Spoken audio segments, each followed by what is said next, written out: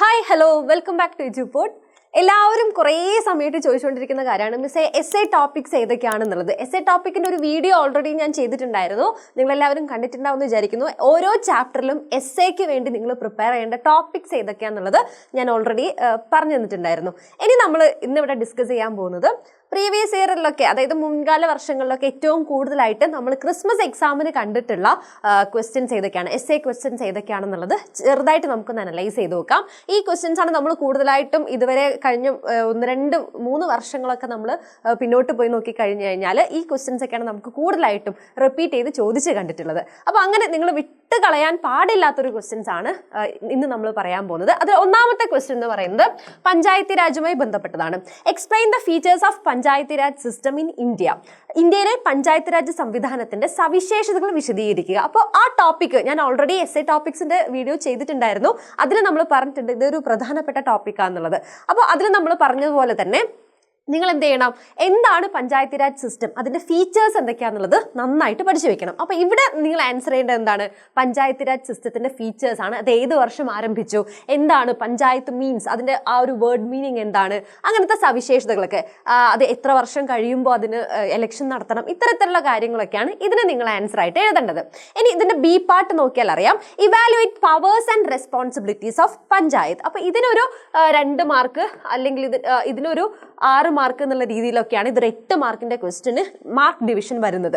അപ്പോൾ ഓർക്കുക, ഈ ഒരു രീതിയിലൊക്കെ നിങ്ങൾ അതിനെ പ്രിപ്പയർ ചെയ്യേണ്ടതുണ്ട്. അപ്പോൾ ഇതിൽ പവേഴ്സ് ആൻഡ് റെസ്പോൺസിബിലിറ്റീസ് ഏതൊക്കെയാണെന്ന് നമുക്കറിയാമല്ലോ. അപ്പോൾ സാമ്പത്തിക പുരോഗതിക്കായിട്ടുള്ള പദ്ധതികൾ തയ്യാറാക്കുക, സാമൂഹിക നീതി ഉറപ്പാക്കുന്നതിനുള്ള പദ്ധതികൾ പ്രോത്സാഹിപ്പിക്കുക, നികുതി, തിരിവുകൾ, ഫീസുകൾ എന്നിവ ചുമത്തുക, ആൻഡ് കളക്ട് ടാക്സസ്, ഡ്യൂട്ടീസ്. അപ്പോൾ ഇങ്ങനത്തെ ഒരുപാട് കാര്യങ്ങൾ, ഇനിയും ഒരുപാട്, ഇത് മാത്രമല്ല ഇതിലും ഒരുപാട് റെസ്പോൺസിബിലിറ്റീസ് പഞ്ചായത്ത് രാജ് ഇൻസ്റ്റിറ്റ്യൂഷനുമായി ബന്ധപ്പെട്ട് വരുന്നുണ്ട്. അപ്പോൾ അതൊക്കെ വെച്ചുകൊണ്ട് നല്ല ഡീറ്റെയിൽ ആയിട്ട് വേണം ഈ ഒരു ക്വസ്റ്റിനെ നിങ്ങൾ പ്രിപ്പയർ ചെയ്യാൻ വേണ്ടിയിട്ട്. ഓക്കെ, അപ്പോൾ ഒരു ക്വസ്റ്റ്യൻ ആയിട്ട് നിങ്ങൾ ഇത് ഉറപ്പായിട്ടും പഠിച്ചു വെക്കുക.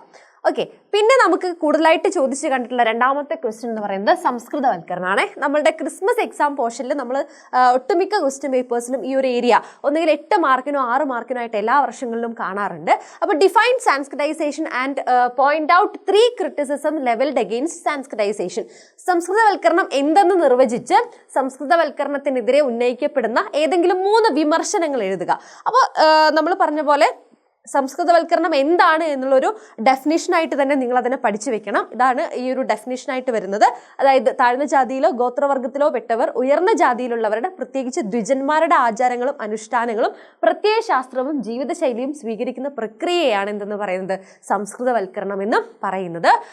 ക്രിറ്റിസിസമായിട്ട് കുറേ കാര്യങ്ങൾ പറയുന്നുണ്ട്. എക്സാജറേറ്റ് സോഷ്യൽ മൊബിലിറ്റി, അതുപോലെ സാമൂഹിക ചലനാത്മകതയെ പെരുപ്പിച്ച് കാണിക്കുക, ഘടനാപരമായ മാറ്റങ്ങൾ ഒന്നും ഇത് കൊണ്ടുവന്നിട്ടില്ല, അസമത്വം, ബഹിഷ്കരണം എന്നിവയെ അടിസ്ഥാനമാക്കിയുള്ള മാതൃക, അതായത് ഇത്തരത്തിലുള്ള ഇനീക്വാലിറ്റീസിനൊക്കെ എന്ത് ചെയ്തു, ഇത് ന്യായീകരിക്കുന്ന തരത്തിലാണ് ഈ ഒരു പ്രക്രിയ, സംസ്കൃതവൽക്കരണം എന്ന് പറയുന്ന പ്രക്രിയ കടന്നു പോകുന്നത് എന്നുള്ള കുറച്ച് കാര്യങ്ങൾ, ഇത്തരത്തിലുള്ള ക്രിറ്റിസിസംസ്. ഇവിടെ നമുക്ക് കൃത്യമായിട്ട് ചോദ്യം പറഞ്ഞിട്ടുണ്ട്, ഏതെങ്കിലും 3 ക്രിറ്റിസിസം മതി എന്നുള്ളത്. ചിലപ്പോൾ എങ്ങനെയാണ് ചോദ്യം വരാറ്, ക്രിട്ടിക്കലി ഇവാലുവേറ്റ് സാൻസ്ക്രിറ്റൈസേഷൻ, അതായത് സംസ്കൃതവൽക്കരണത്തെ വിമർശനാത്മകമായി വിശദീകരിക്കുക എന്നുള്ള രീതിയിൽ ചോദ്യം വരാറുണ്ട്. അങ്ങനെ വരുവാണെങ്കിൽ നിങ്ങൾ എന്ത് ചെയ്യണം, ഇത് മുഴുവനും പഠിച്ച് മുഴുവൻ ക്രിറ്റിസിസവും അവിടെ എഴുതേണ്ടതാണ്. ഓക്കെ, ഇനി മൂന്നാമത്തെ ക്വസ്റ്റ്യൻ ആയിട്ട് സിവിൽ സൊസൈറ്റി. ഇതും നമുക്ക് ഏറ്റവും കൂടുതൽ 6 മാർക്കിനും 8 മാർക്കിനും ഒക്കെ ആയിട്ട് ചോദിച്ച് കണ്ടിട്ടുള്ള ഒരു ഏരിയ ആണ്. പൗരസമൂഹം നിർവചിക്കുക. പൗരസമൂഹത്തിന്റെ ശ്രമങ്ങൾക്ക് ഏതെങ്കിലും 2 ഉദാഹരണങ്ങൾ എഴുതുക. അതുപോലെ തന്നെ വർത്തമാനകാല ഇന്ത്യയിൽ പൗരസമൂഹത്തിന്റെ പ്രസക്തി പരിശോധിക്കുക. അപ്പോൾ ഈ ഒരു തരത്തിലാണ് ഈ ഒരു ക്വസ്റ്റ്യൻ ചോദിച്ചിട്ടുള്ളത്. ഇത് 8 മാർക്കിന് ചോദിച്ചതാണ്. ഇതേ കാര്യം തന്നെ 6 മാർക്കിന് എന്താണ് സിവിൽ സൊസൈറ്റി, അതിന്റെ മാനദണ്ഡങ്ങൾ എന്തൊക്കെ എന്നുള്ള രീതിയിലും 6 മാർക്കിനായിട്ടും ഇതിൽ കുറച്ചുകൂടി കുറഞ്ഞ രീതിയിലും ക്വസ്റ്റ്യൻസ് വരാറുണ്ട്. ഇത് നമ്മളിപ്പോൾ ഡിസ്കസ് ചെയ്ത 8 മാർക്കിന്റെ രീതിയിലാണ് കേട്ടോ. അപ്പോൾ ഇങ്ങനെ പൗരസമൂഹം നിർവചിക്കാൻ പറയുമ്പോൾ കൃത്യമായിട്ട് എന്താണ് പൗരസമൂഹം എന്നുള്ള ഒരു നിർവചനം നിങ്ങൾ അവിടെ കൊടുക്കേണ്ടതുണ്ട്. കുടുംബജീവിതത്തിന്റെ സ്വകാര്യതയ്ക്കും രാഷ്ട്രീയ സാമ്പത്തിക മണ്ഡലത്തിനും പുറത്ത് വ്യക്തികൾ പ്രവർത്തിക്കുന്ന വിശാലമായിട്ടുള്ള സാമൂഹ്യ മേഖലയാണ് നമ്മൾ എന്തെന്ന് പറയുന്നത്, പൗരസമൂഹം എന്ന് വിളിക്കുന്നത്. അപ്പോൾ ഈ ഒരു ഡെഫിനിഷൻ പഠിച്ചു വെക്കുക. ഇവിടെ എന്താണ് ഇതിന്റെ പ്രത്യേകത, സ്വമേധയാ ഒത്തുചേരുകയും, വ്യക്തികൾ സ്വമേധയാ ഒത്തുചേരുകയും സ്ഥാപന സ്ഥാപനങ്ങളും സംഘടനകളും രൂപീകരിച്ച് പ്രവർത്തിക്കുകയും ചെയ്യുന്നതാണ് ഇതിന്റെ സവിശേഷതകളായിട്ട് വരുന്നത്. ഇനി അതിന്റെ മാനദണ്ഡങ്ങളായിട്ട് നമുക്ക് ഇതിനെയൊക്കെ പറയാം. ഇതിന് ചില മാനദണ്ഡങ്ങളുണ്ട്. രാഷ്ട്രത്തിന്റെ നിയന്ത്രണത്തിലുള്ള സംഘടനയാവരുത്, വാണിജ്യ താല്പര്യമോ ലാഭേച്ഛയോ ഉള്ള സ്ഥാപനങ്ങൾ എന്തിന്റെ ഭാഗമല്ല, പൗരസമൂഹത്തിന്റെ ഭാഗമല്ല. അതൊക്കെ ഇതിന്റെ ക്രൈറ്റീരിയ ആണ് കേട്ടോ. സോ ഇത് വളണ്ടറി അസോസിയേഷൻ ആയിരിക്കണം. അതുപോലെ തന്നെ ഇതിൽ പ്രത്യേകിച്ച് അവർക്ക് എന്തുണ്ടാവാൻ പാടില്ല, ലാഭത്തിന്റെ അതായത് പ്രോഫിറ്റ് മേക്കിംഗ് അല്ല ഇവരുടെ ഉദ്ദേശം എന്ന് പറയുന്നത്. അപ്പൊ ഈ രീതിയിൽ സിവിൽ സൊസൈറ്റി, പൗരസമൂഹവും നിങ്ങൾ നന്നായിട്ട് പ്രിപ്പയർ ചെയ്യുക. ഇനി അതുപോലെ തന്നെയാണ് ക്രിട്ടിക്കലി ഇവാലുവേറ്റ്. അടുത്ത ക്വസ്റ്റ്യൻ, നാലാമത്തെ ക്വസ്റ്റ്യൻ അല്ലേ. നാലാമത്തെ ക്വസ്റ്റ്യൻ വരുന്നത് ഇന്ത്യയിലെ സ്ത്രീകളുടെ അവകാശങ്ങൾക്കും സമത്വത്തിനും വേണ്ടിയുള്ള പോരാട്ടങ്ങൾ എന്തൊക്കെയാണെന്നുള്ളത്. സ്ത്രീകളുടെ അവകാശത്തിനും സമത്വത്തിനും വേണ്ടിയുള്ള പോരാട്ടങ്ങളെ കുറിച്ചും നമുക്ക് പലപ്പോഴും ചോദ്യങ്ങൾ ഉണ്ടാവാറുണ്ട്. അതായത് inequality based on social rather than biological. അപ്പോൾ ഇത്തരത്തിലുള്ള only few women are found in political power and positions and role of social reform.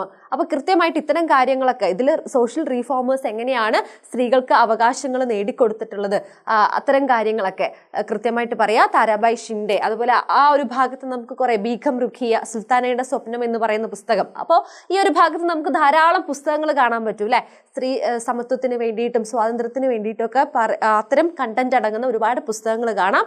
അതുപോലെ തന്നെ നാഷണലിസ്റ്റ് മൂവ്മെന്റിന്റെ റോള്, കറാച്ചി സെഷൻ, അത്തരം കാര്യങ്ങൾ, സതി, ഡൗറി പോലുള്ള ആൻഡ് വിഡോ റീമാരേജ്. അപ്പൊ അതിനൊക്കെ വേണ്ടിയിട്ടുള്ള കൊണ്ടുവന്നിട്ടുള്ള പ്രധാനപ്പെട്ട പ്രസ്ഥാനങ്ങൾ ഏതൊക്കെയാണ്, ഈ പ്രസ്ഥാനങ്ങളൊക്കെ നിങ്ങൾക്ക് എന്ത് ചെയ്യാം, ഇതിനകത്ത് ആൻസർ ആയിട്ട് ഉൾപ്പെടുത്താവുന്നതാണ്. അപ്പൊ ഇത്രയും പോർഷൻസ് ആണ് നമ്മൾ എസ്എ ക്വസ്റ്റനിൽ കുറച്ചുകൂടി അധികം പ്രാധാന്യം കൊടുക്കേണ്ടത് എന്നുള്ളത് വീണ്ടും ഓർമ്മിപ്പിക്കുകയാണ്. ഇനിയും ഒരുപാട് എസ്എ ടോപ്പിക്സും എസ്എ പോർഷൻസും ക്വസ്റ്റ്യൻസ് ഒക്കെ, അതായത് മുൻകാല വർഷങ്ങളിൽ ചോദിച്ച ഒരുപാട് ചോദ്യങ്ങളൊക്കെ ഉണ്ട്. അതൊക്കെ നമുക്ക് ഡീറ്റെയിൽ ആയിട്ട് ലൈവ് സെഷനിൽ ഡിസ്കസ് ചെയ്യാം.